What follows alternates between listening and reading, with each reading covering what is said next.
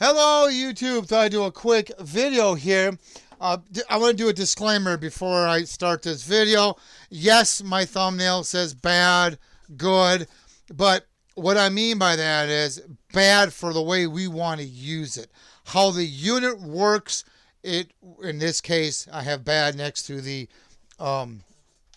weather radio here, the WR400 radio here. And this is actually a very good radio. It works very well. It has good. It actually receives better than the white radio, but the problem is it's too sensitive. So my disclaimer is they're not bad in performance and how they work. It's bad for how we want to use them. When the Midland engineers designed these radios, they didn't suspect some dumb YouTuber trying to hook it up to a handheld to transmit weather alerts over a repeater. So it was not designed for this.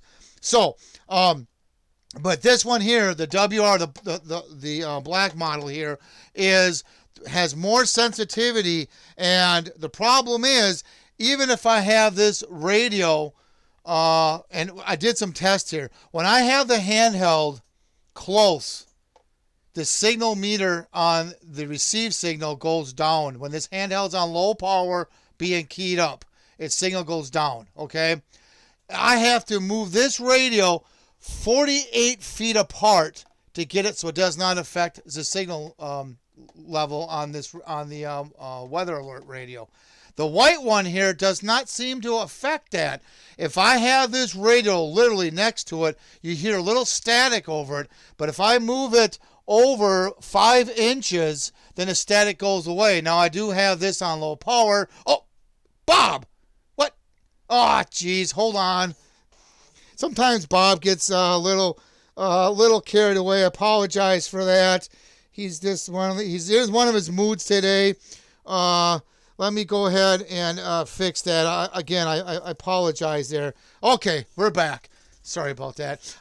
So like I was saying, when I have this 5 inches apart, there's no static. If I put this close by, there's a little bit of static. This model does not have the receive signal strength like this model does, okay? So the problem is this one's just way too sensitive. I got to be 48 feet, and yes, I measured 48 feet away to have the receive signal not be interfered with the radio. So this model is not recommended for weather alerts when you hook it up to a handheld to get a weather alerts over your repeater. Now, like and if you're kind of new to this video, I designed an interface board that lets us hook up to a Novox plug and play. You plug it into a handheld, and as long as the handheld can be programmed to the repeater frequency, you can get any repeater to get weather alerts.